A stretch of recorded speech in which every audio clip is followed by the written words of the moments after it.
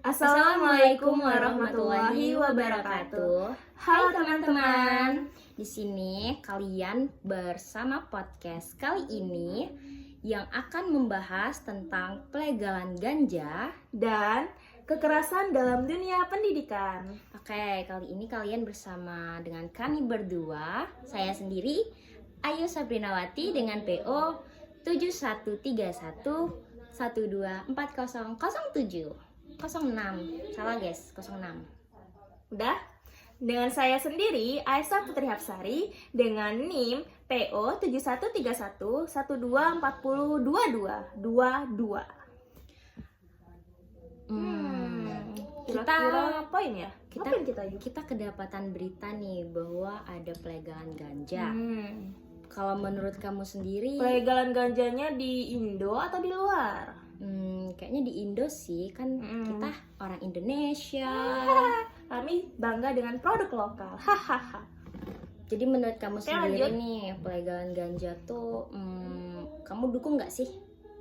Menurut aku sih enggak, karena itu kurangnya bukti ilmiah yang kuat. Banyak peneliti berpendapat bahwa meskipun ada beberapa manfaat yang dilaporkan, bukti ilmiah yang mendukung penggunaan ganja medis belum cukup kuat dan konsisten. Tapi pelegalan ganja medis memiliki banyak pendukung karena berbagai alasan yang berfokus pada kesejahteraan dan kualitas hidup pasien.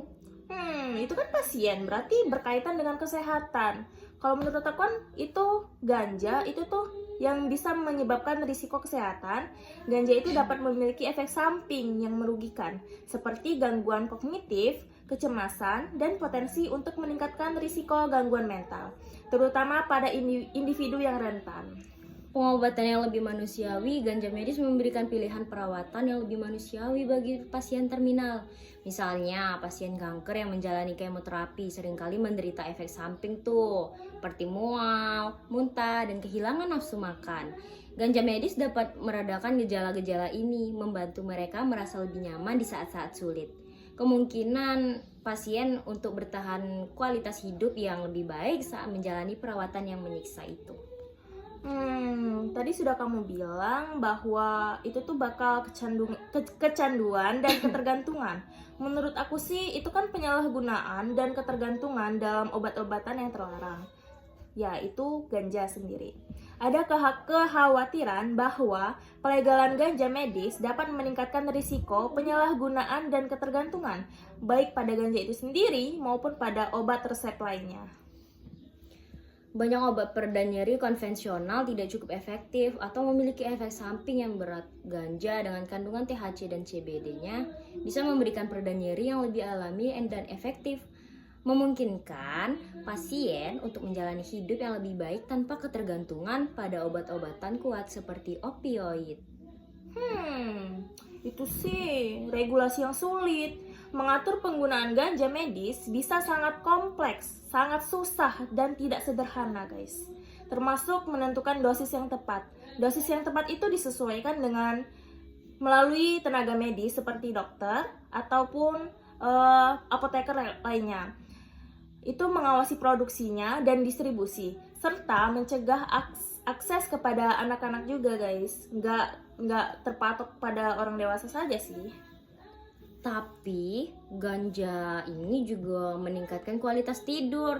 Kan di zaman sekarang banyak tuh yang kekurangan tidur, kayak dia kerja sampai larut malam. Nah, itu dia kurang tidur kan. Nah, ganja ini bisa meningkatkan kualitas tidur. Banyak orang yang menderita gangguan tidur kan, seperti insomnia atau apnea tidur, menemukan bahwa ganja membantu mereka tidur lebih nyenyak dan lebih lama. Kondisi ini jika tidak diatasi dapat mempengaruhi kualitas hidup secara keseluruhan, termasuk produktivitas, suasana hati, dan kesehatan fisik. Dengan meredakan kecemasan dan ketegangan, ganja medis memungkinkan tidur yang lebih baik dan pada akhirnya meningkatkan kesehatan mental dan fisik pasien. Menurut aku, pendapat kamu itu aku kurang setuju ya, karena stigma dan persepsi publik lainnya.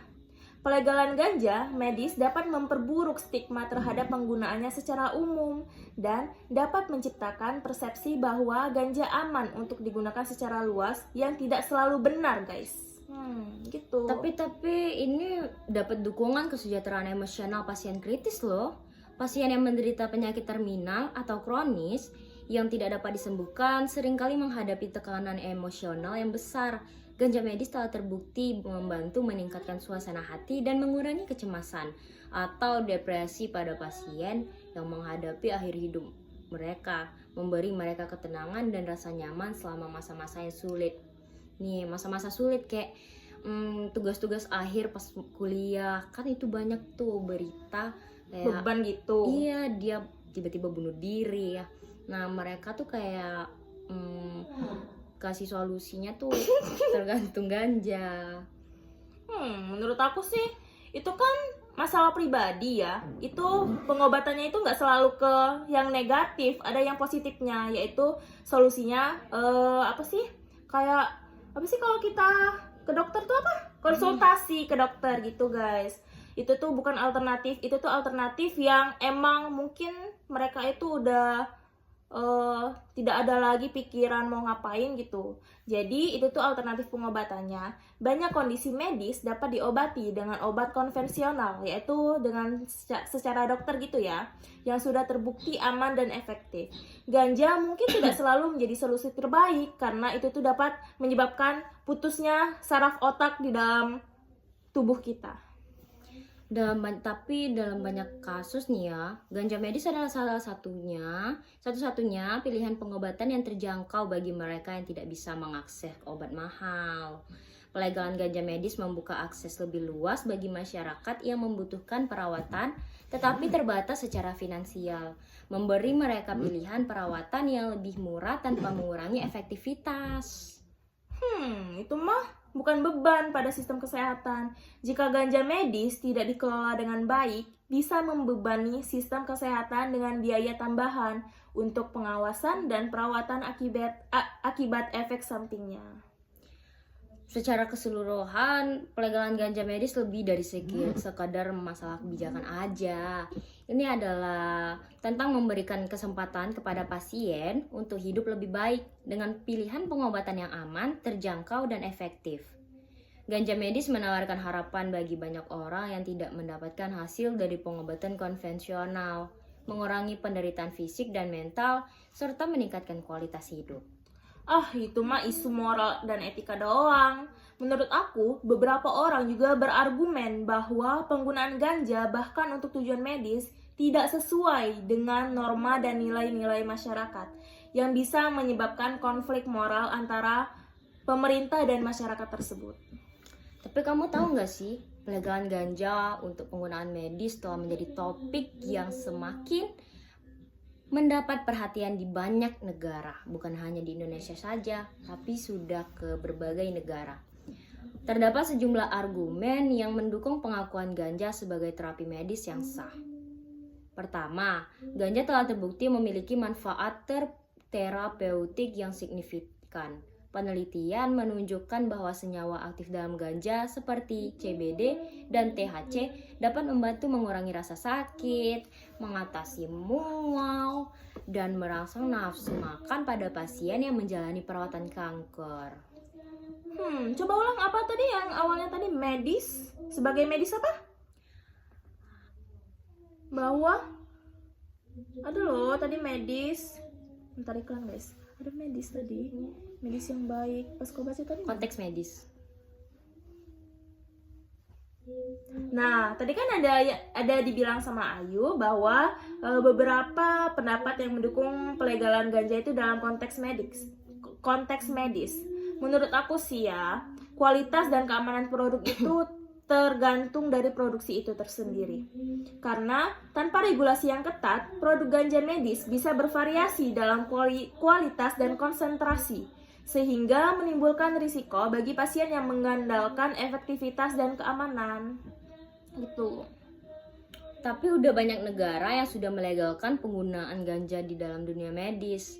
Diskusi tentang pelegalan ganja untuk keperluan medis melibatkan berbagai perspektif yang beragam, baik dari segi manfaat medis maupun potensi resikonya. Itu mah interaksi obat.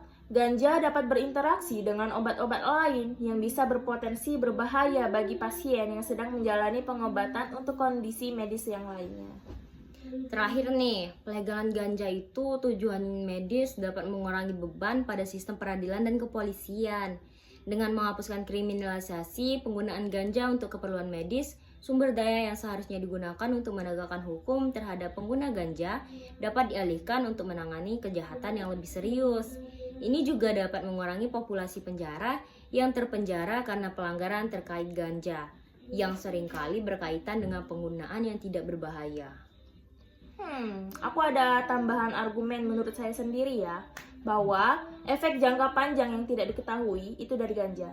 Banyak efek jangka panjang dan penggunaan ganja medis belum diteliti secara menyeluruh, menciptakan ketidakpastian tentang dampaknya pada kesehatan.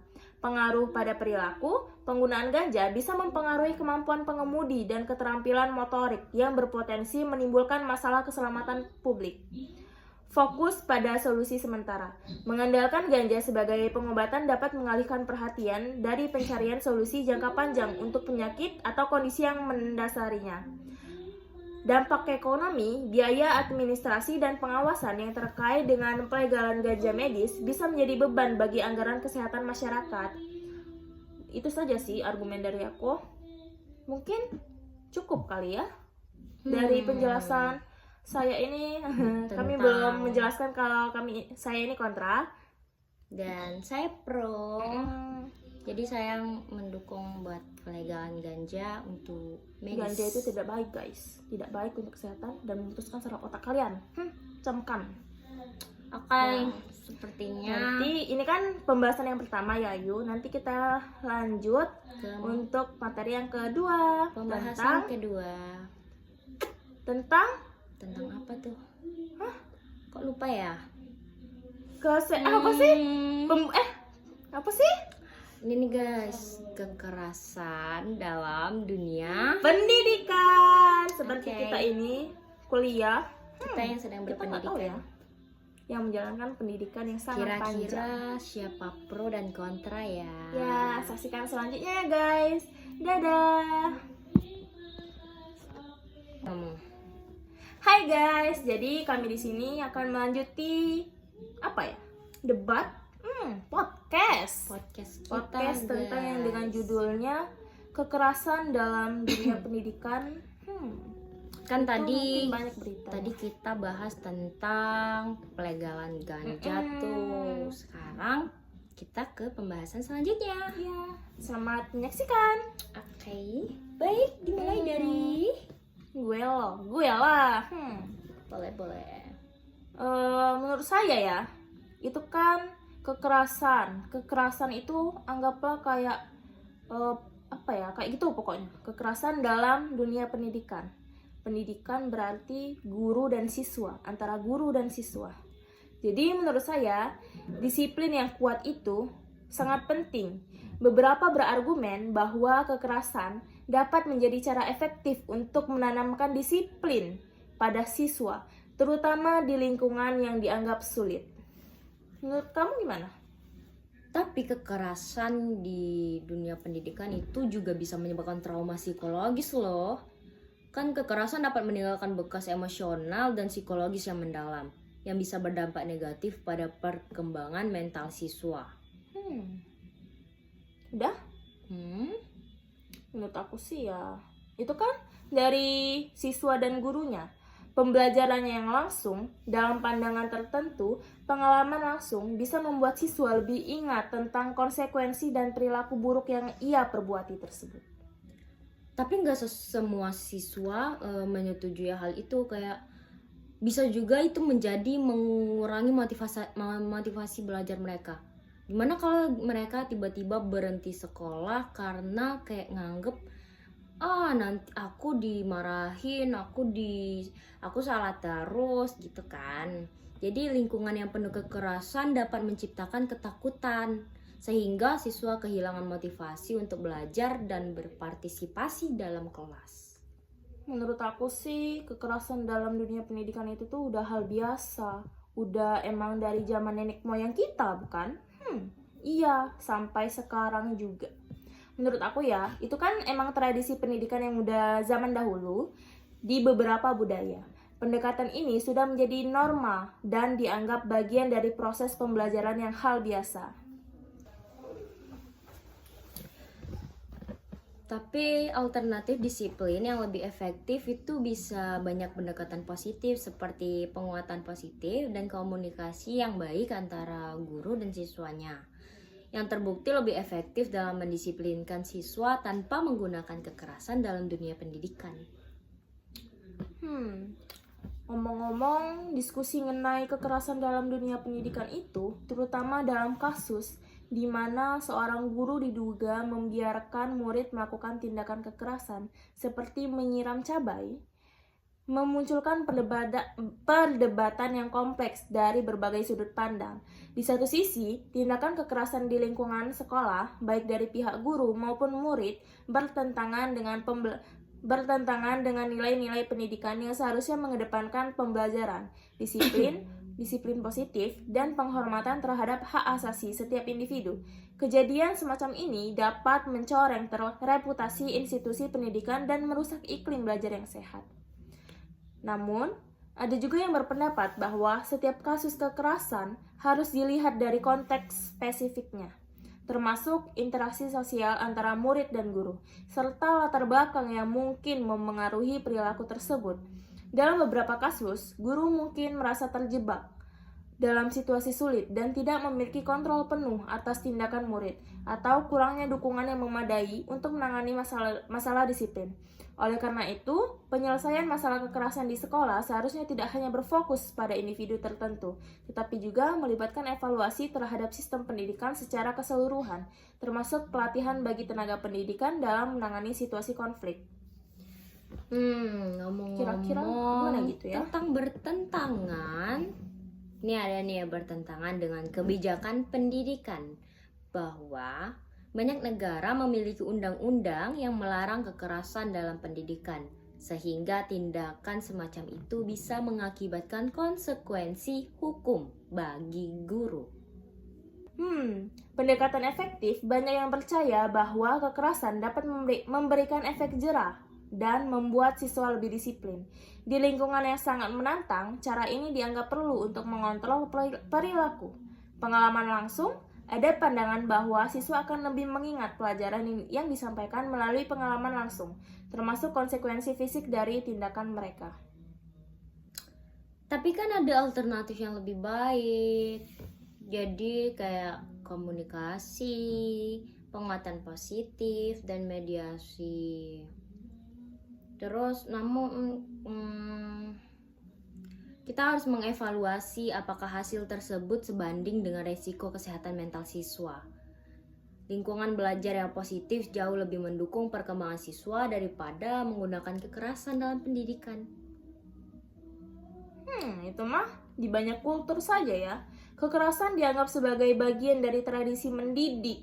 Terkadang kita perlu melihat hasil yang diperoleh. Hasil itu diperoleh pas setelah proses evaluasi tersebut, maka itu akan ada hasilnya. Disiplin bisa dicapai melalui cara yang tidak merugikan. Kekerasan justru dapat memperburuk perilaku dan menciptakan rasa benci terhadap sekolah. Nih kayak guru kan dia beri kekerasan kepada muridnya. Gimana kalau muridnya benci sama guru itu? Dia nggak mau sekolah lagi dan dia akan terdapat dendam kepada guru itu. Itu mah guru itu kan emang mendidik agar hasil didikan itu tuh membuahkan hasil. Didikan itu harus tegas, jangan lemah lembut. Tapi jika tidak ada tindakan tegas juga, bagaimana kita bisa mengendalikan siswa yang bandel? Disiplin itu penting. Tapi kan nggak seluruh siswa itu menyukai kekerasan. Mereka mungkin suka cara belajar yang lemah lembut, dikasih tahu secara baik dan benar tanpa adanya kekerasan. Itu mah tergantung pada diri mereka sendiri ya. Atau ini kan masalah pendidikan antara guru dan siswa. Mungkin didikan mereka itu berbeda di rumah dan sekolah kayak gitu. Jadi dalam konteks kesimpulannya dalam antara pro dan kontra tadi, yaitu diskusi ini menunjukkan bahwa meskipun ada pandangan yang mendukung kekerasan sebagai metode disiplin, semakin banyak bukti yang menunjukkan bahwa pendekatan non-kekerasan lebih bermanfaat bagi perkembangan siswa dan menciptakan lingkungan belajar yang lebih baik.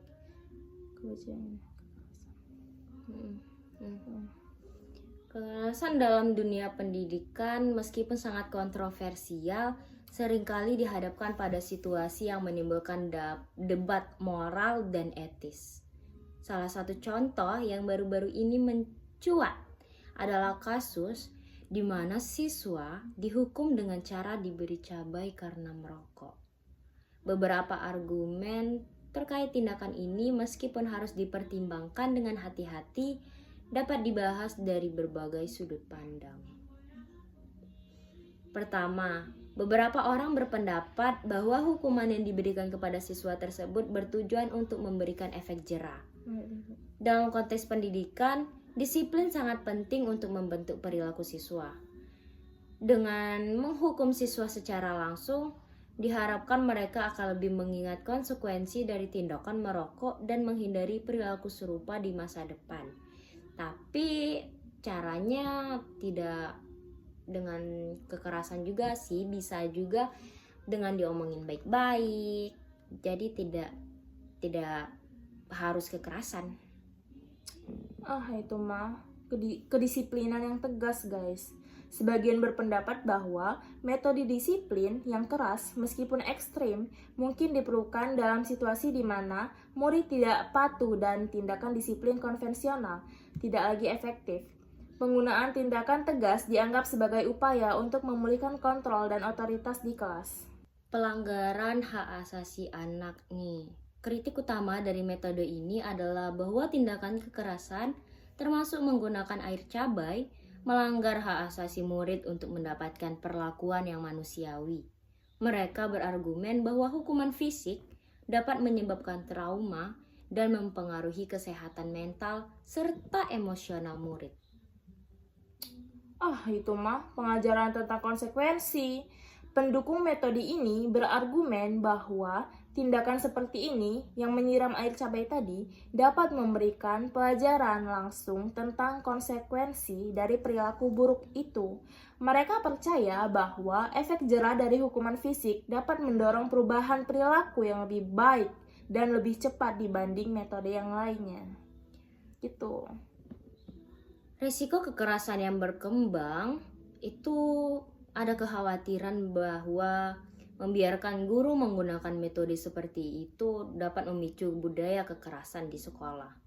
Jika kekerasan dianggap sebagai alat disiplin yang sah, hal ini dapat menormalkan perilaku agresif dan berpotensi mempengaruhi interaksi antara umur. Alternatif disiplin positif ya tadi dengan pendekatan disiplin positif seperti dialog, mediasi, dan sistem penghargaan dianggap itu lebih efektif dalam jangka panjang. Argumen ini menekankan bahwa pendidikan harus berfokus pada membangun komunikasi yang baik dan rasa hormat timbal balik antara guru dan murid tanpa harus menggunakan kekerasan. Terakhir ya, menurut aku itu merupakan tradisi kedisiplinan. Di beberapa masyarakat, bentuk hukuman fisik dianggap sebagai bagian dari praktik disiplin tradisional. Mereka berpendapat bahwa ini merupakan cara untuk menjaga nilai-nilai disiplin dan moral yang sudah diterapkan sejak lama dalam pendidikan. Gitu guys. Jadi ya ada positif, ada negatifnya kayak gitu ya. Jadi kira-kira gimana? Kalian bisa nembak nggak? Yang mana pro, yang mana kontra? Kita hitung 3, Nanti dapat hadiah 2, guys. 1. Kayaknya tidak ada sih yuk. Tolong nggak sih? Jangan bikin bingung mereka dong. Kita kasih tahu aja. Bentar, aku lupa. Aku pro. Aku pro guys.